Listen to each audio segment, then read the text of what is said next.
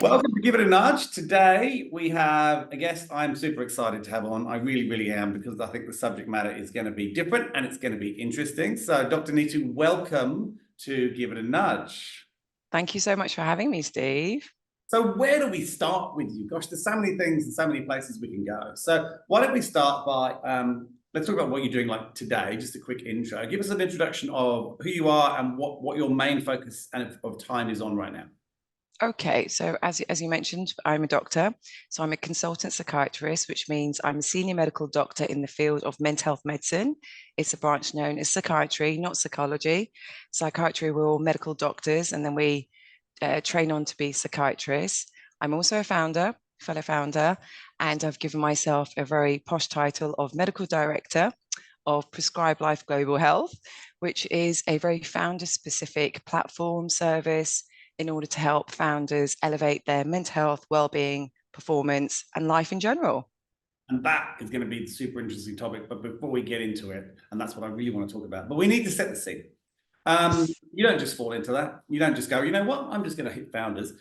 Give me a little bit of context. Let's talk a little bit about maybe how you got here and what drove you to start where you're at right now, and maybe just a sort of quick overview of some of the other things you've done. Okay, so medicine and specifically psychiatry is a really hard training program. And there were a couple of times where I tried to leave the system. It's really, especially in the UK, we've got such a crisis with the NHS. So I tried to leave a couple of times because I actually burnt out myself. So, it's just the challenging people, we're working 12, 14 hours per day, 100 hours per week. You're trying to balance your social life, professional life. It's really, really difficult. And I burnt out and I became really physically unwell. That was together with not feeling like I was carrying out my soul's purpose, Steve. So we've got a lovely Indian philosophy, and it's about your life's purpose. It's called dharma. You've probably heard of karma, dharma, but there's something for your life's purpose. And for me, getting to a stage where all I was doing was prescribing medication for depression, anxiety, stress, it wasn't enough for me. No, and it would probably make you depressed, I would think, just doing that never again, right? Exactly. So I felt like I was a bit of a machine, patient coming in, here's your prescription, off you go. And so that was number one. Number two, I didn't feel like I was enabling our patients, almost disabling them actually, because a lot of our medication, it's addictive. They actually end up, having memory impairments, some of the patients, and you're not living your best life. So I didn't feel like I was living my life's purpose as a doctor anymore. I became physically unwell. So I retrained in Ayurveda and yoga, which is the Indian medicinal system, very holistic. So it's about breath work, meditation, yoga, everything that's becoming very popular in the West now. And then the transition over to what I'm doing now. So Prescribe Life, being a psychiatrist, mental health doctor specifically for founders, also came from being with my business partner who went through founder burnout himself, Steve. I mean, it was really severe for him. So again, putting in the 100 hours per week, neglecting his self-care, mental health, physical health, co-founder dynamics coming in. I'm sure you would have heard of this about dynamics, or like a business going from. So many stories I could tell you about my own life here. Right. So exactly. I think everyone will at least, bond with this at some level. So it's come from a place of passion about mental health, also experience about knowing the signs and symptoms of burning out and when you've got to slow down. And then specifically from my partner being a founder, now an exited founder, of knowing we've got to get the message out there to founders that it's not a sprint, it is a marathon. And it's not about just getting to the end. Working so hard in your 20s won't be sustainable in your 40s, Steve. Yeah, well, I'm just hit 50, so you don't have to tell me. So, I mean, this is super interesting to me for a couple of reasons. One, I don't know if you know, we have another business called Balance the Grind, which is all about, right? And two, I'm actually doing a breathwork course in about 2 weeks. I can't wait. It's a whole day. Okay. So I'm looking forward to that. But I've been through 3 companies. I've definitely had founder burnout. I have had co-founder breakdowns. I've had all of those, all of the above, right? So I'm very, very aware. I've used exercise and a variety of other things to get me through a lot of that. But you don't see it coming. It's wood for the trees scenario. And I think, that even if you got that message out alone of making people aware, gosh, you would save, I think you would save so many. So others would just blatantly ignore it, of course. But I think you'd save so many from ever hitting that. So I think it's very noble in terms of that. but then actually coming up with a solution as well is even more exciting. So let's get into that. Let's talk about how you've come up with this solution, and let's talk about, before we do that, the science. Let's talk about the science. So I mean, we have quite a large audience. Most of them are founders in some way or no founders. Let's talk about some of the more maybe subtle ones that aren't as obvious as the obvious ones. Okay, well, I mean, Steve, before that, if I could just go back to founder traits, and you'll probably relate to this as well. So we've got founders are quite exceptional, aren't they? I've just got something in my hand there. Founders are quite exceptional. So for business building, you'd like to think that a founder is creative, resilient, thinking outside the box, and risk takers. So with that, you've already got a bit of a profile for a founder. And then we've got also studies over in the States, another fellow psychiatrist, Dr. Michael Freeman, he's carried out some brain scans and studies around founders as well. I don't know if you're aware about this, but have you heard about this? So already a founder has a specific dopamine profile. So I don't know if it's the reward part of risk taking, making a new business, that you guys, also perhaps me, we've already got a different profile, neuropsychiatric wise.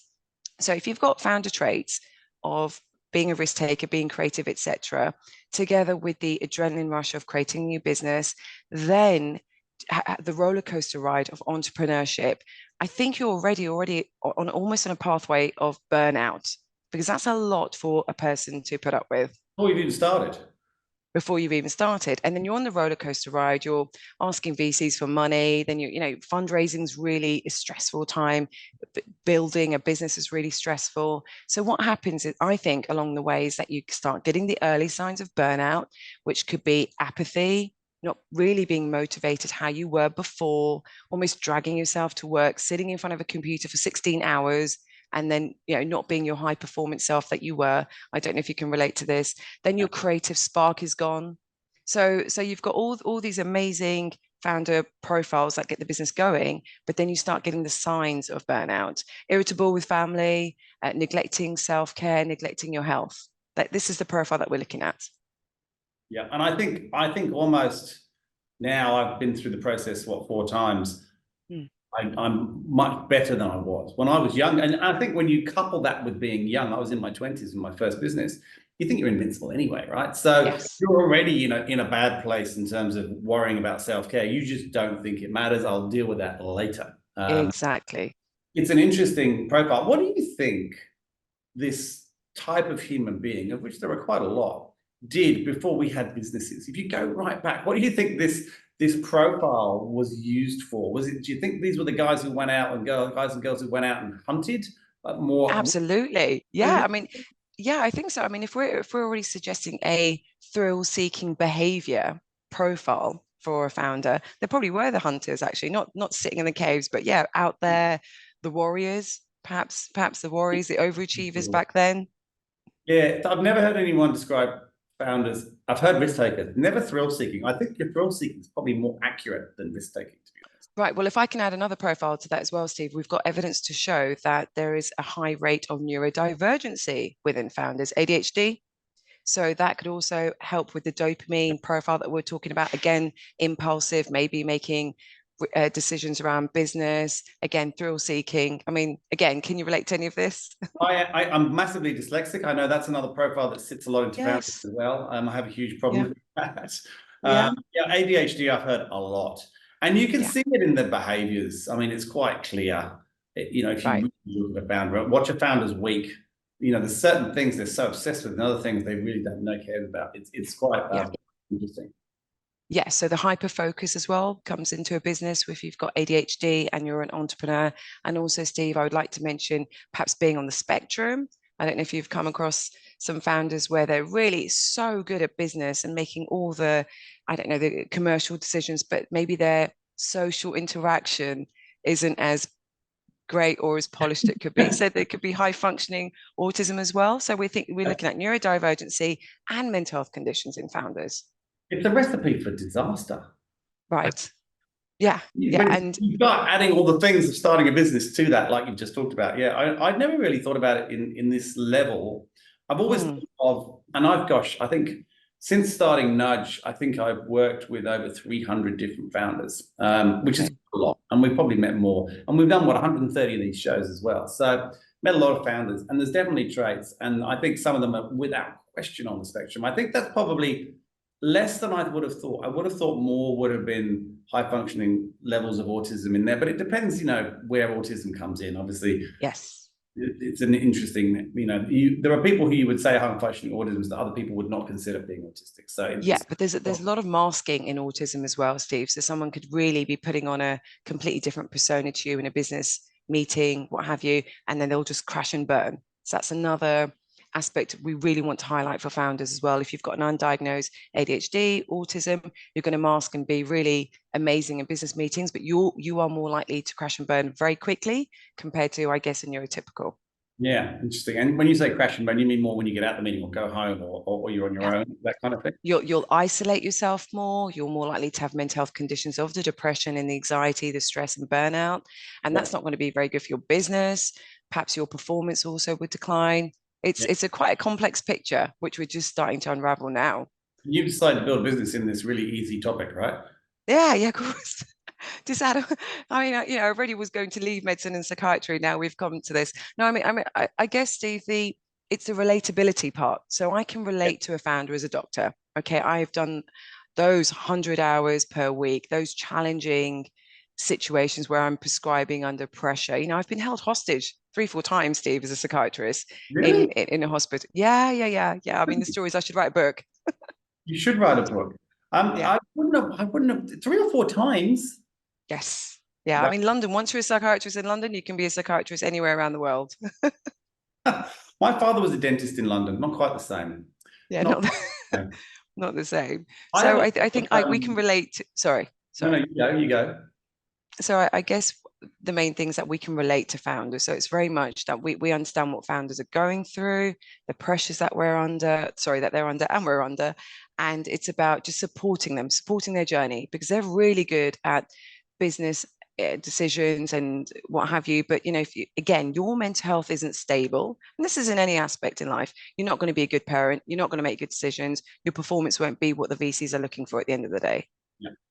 So let's go back to the science. Let's go back to, and I really, there are obvious ones. So maybe let's talk about some of the less obvious ones that people might notice in themselves or loved ones might notice in their partners or friends or so. Yeah. So let's talk about the loved ones, because I think it's really important. Founders, we've got some reports that founders are saying that they're really disconnected, even though they're digitally connected to everyone and everything on social media, what have you. But actually, they're really socially isolated. So it could be that even a friend or a partner or family just notice that founder is distancing themselves, spending less time with them. We've obviously got the signs of anxiety, depression. So anxiety, you're feeling really overwhelmed. We've got all the symptoms of anxiety. So jaw clenching, sweaty palms, what have you, palpitations. Depression can kick in as well. So low mood, irritability. And then it leads to stress, just feeling constantly overwhelmed, constantly, like you're on a motor. And that, again, like you're just driving the business forward, but you're almost internally, oh God, really crumbling. Yeah. It's a great advert for being a founder, this episode, by the way.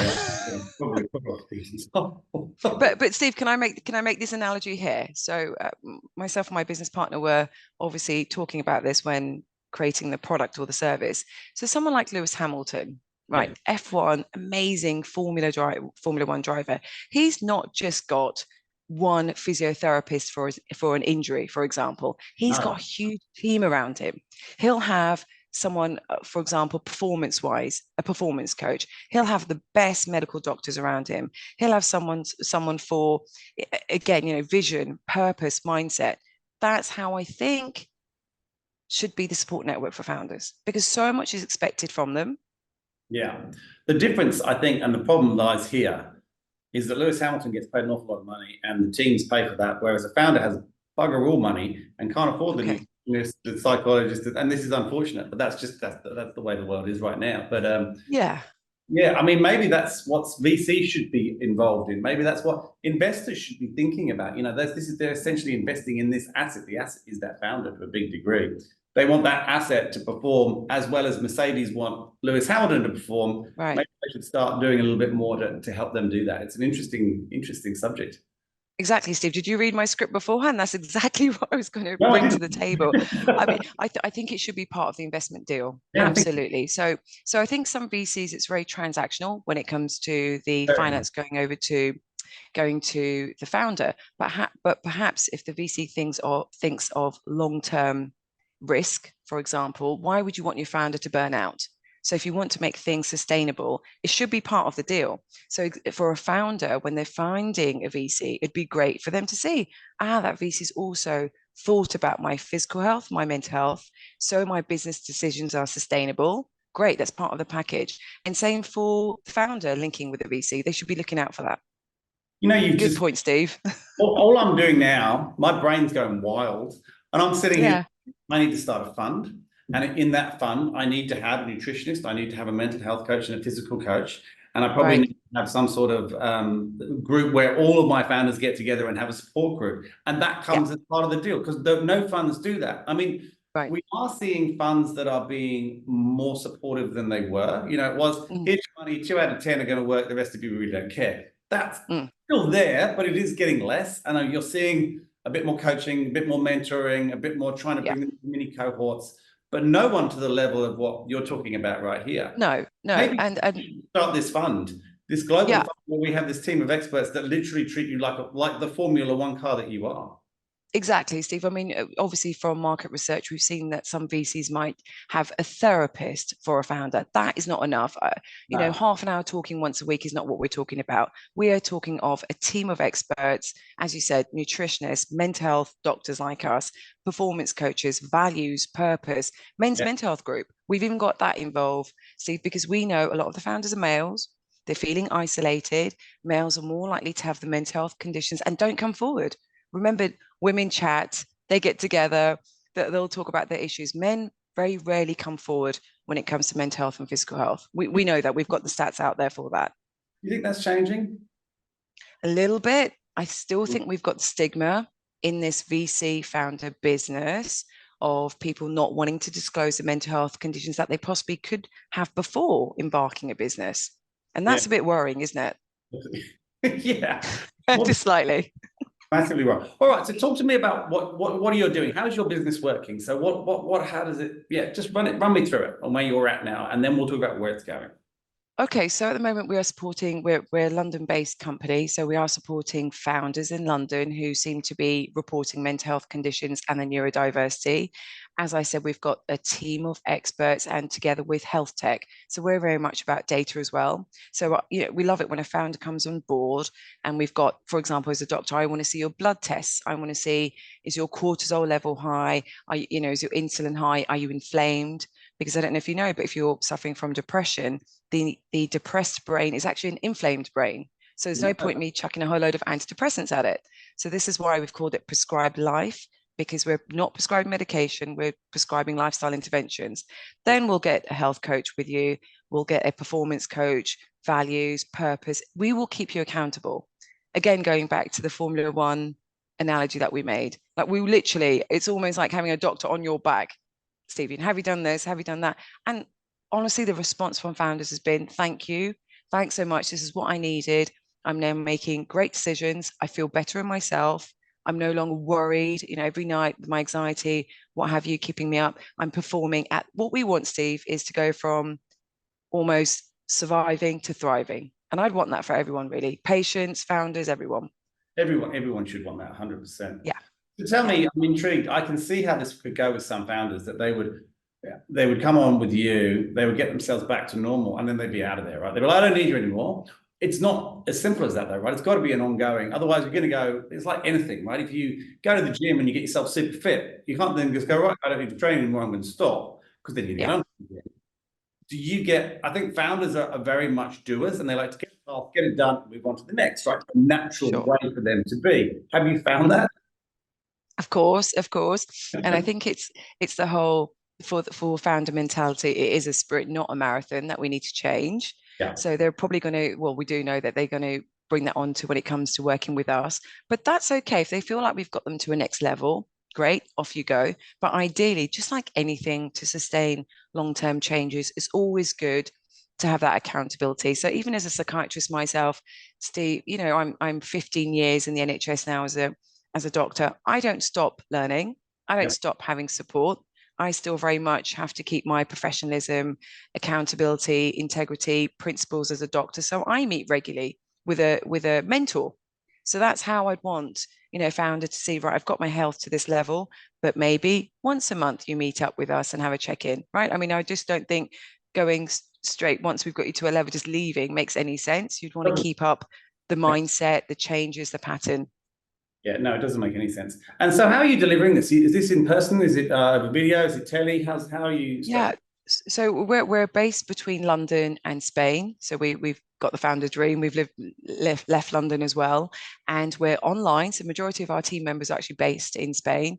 Yeah. We're all pretty much Brits who have moved over, and yeah, we will. Do you know what? It's very bespoke, Steve. So actually, answering to that question, if we're all in London at that time, I will deliver to the founders in London face to face. But you know, it's again fitting into the busy founder timetable. I get that. So actually being online, dropping in for a mental health coaching session with one of our psychiatrists, that's a way forward. I'll have a look at your blood tests online. I'll make sure all your supplements are delivered. It's remote now. Everything's changed. So again, very bespoke to the founder, some founders can only manage 2 hours a week. Some actually have got the 10 hours that we'd want to take you to a next level. Amazing. 10 hours a week? Yeah. What founder, apart from an exited one, has 10 hours a week? I can't disclose, Steve. It's all very confidential. But you know, some people are really taking their health seriously now, and that's the kind of changes we want to hear absolutely within the ecosystem, because the founder is pivotal to the business. So I think it's really important that they highlight that they're taking care of themselves. No, it's really, I mean, my lifestyle's totally changed as I've gone through this business. And it's interesting, we talked about balance to grind. I actually need to do another episode for my own site because it's so out of date and it's changed a lot. And I would spend over 10 hours a week on myself in a lot of different things now, mainly exercise, but also other things as well. And you do really notice a difference from a sustainability point of view. And once, like any founder, once you build it into your day, you build it into your day. Exactly. That initial getting over that hump. And I'm gonna come back to you after we've finished filming this on another day, because I'm in the process of, and I'll be interested to see your opinion on this, creating a masterclass called Rethinking the Hustle Culture.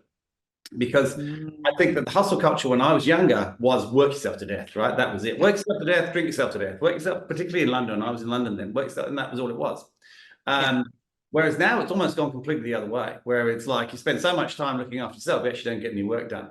And you kind of, as a founder, you're not an employee, you have these peaks and troughs. There are times where you are going to have to work extraordinary long hours for certain times, but only for periods of time. And I think that's the key, and not fall into the trap of doing it consistently. You sort of say, right, this thing has to be delivered at this time. The only way we're going to do that is we are going to have to work harder than normal for the next 3 weeks, 4 weeks, 2 weeks, a month, whatever it is. But then you're strict enough to bring it back down again. And so I want to create a course a bit like that, but maybe I need to rethink I think you've just given me a whole bunch of data that shoots my course to pieces. So we'll talk about that another time. But what are your feelings on the hustle culture, as they like to call it? Yeah, I mean, God, what is it? I'll sleep when I die, and rise and grind. I'm from a personal experience of being there as a medical doctor. It doesn't work, Steve. I mean, I burnt out at 29, and it's only from taking time out and realizing this is my passion. Mental health is my passion. I want to get to a consultant level, but I've got to look after my health. So what did I do? I made sure that perhaps in the morning before a busy 12-hour shift, I was getting in that 20-minute breath work, at least doing a 10-minute yoga routine, getting in some meditation. I really did, Steve. And obviously this is, pre-children. Now you haven't got a chance now, but I really was making sure I got that in when I finished my 12-hour shift, quickly got to the gym, lift some weights, made sure my brain health, making sure I was eating for my brain. That was really important. Not the inflamed foods, but avocados, everything you guys love in Australia, getting that in, protein. I made a big shift, Steve. And I've got to say, another big thing is, as a doctor, I practice what I preach. And I think founders and patients, etc., people who work with doctors, they want to see that. So I'm 7 years sober. Okay. And as a Brit, being sober is something, it's quite hard. Same here. But Steve, I'm making the best decisions in my life. I've got clarity when I wake up. I'm not hungover, and my business is doing well. My family's doing well. My relationships are doing well, because we know alcohol, as much as it's a relaxant, it is actually a depressant in the long run, and it will cause anxiety. So with me, Steve, it's about, I think, scheduling in self-care. So if any founders out there, I just don't have time, I've got to meet the deadline that Steve's mentioning, you've got to prioritize mental health and your self-care. I'm going to put it in, because you can get yourself to the gym to make sure your body looks good. I expect the same when it comes to mental health. I'm going to be honest with you. Absolutely. All right. So tell me, where's the future? Where are you going from now? So you've got to where you are. What's your short and long-term plans? Well, I mean, short term is obviously, making sure that this message gets out there. I want founders to feel comfortable when it comes to mental health, talking about mental health, and destigmatizing mental health for sure. We want to help as many founders as possible, because the main thing is, if there are founders doing amazing things out there, Steve, when it comes to sustainability, climate change, health tech, that's really important to me. And I think if we help the people who are making these awesome decisions, the effects trickle down.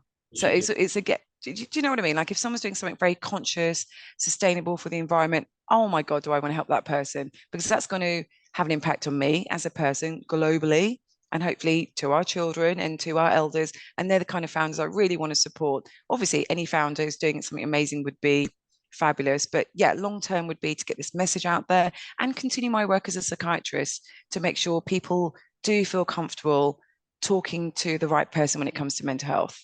Yeah.